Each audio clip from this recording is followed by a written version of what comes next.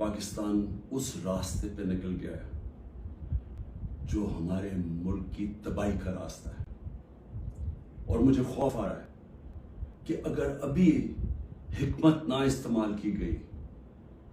اگر ابھی اپنے عقل کا نہ استعمال کیا، تو ہم شاید وہاں پہنچ جائیں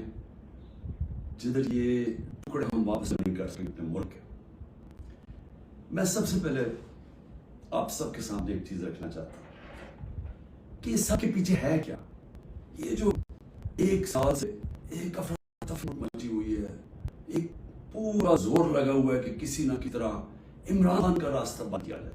کہ یہ ملک کے لیے بہت نہیں، اس کو نہیں آنے دینا چاہیے، اگر الیکشن بھی نہ ہو، آئین ٹوٹ جائے، کوئی سپریم کورٹ نہیں کیا، اس کو نہیں آنے دینا۔ اس لیے ہے کیا یہ جو آپ کے سامنے یہ ذرا گراف دیکھیں، یہ ہے سروے کا رزلٹ۔ یہ سروے کا رزلٹ میں یہ ذرا ادھر دیکھ لیں کہ 70% اس وقت تحریک انصاف کی مقبولیت ہے پاکستان میں۔ باقی ساری پارٹیز کی ملا کے بھی تو جو مقبولیت ہے،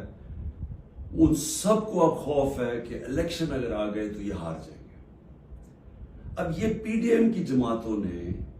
تب سے فیصلہ کیا ہوا ہے کہ الیکشن بھی نہیں لڑنا، کیونکہ الیکشن اگر ہو گیا تو عمران خان آ جائے گا، اور اگر عمران خان آ گیا تو ان کو یہ نہیں فکر کہ ملک کو اچھا ہوگا یا برا ہوگا، ان کو فکر یہ ہے کہ انہوں نے اربوں روپے کے اپنے کرپشن کے کیس معاف کروا لیے، اور ان کو ڈر یہ لگا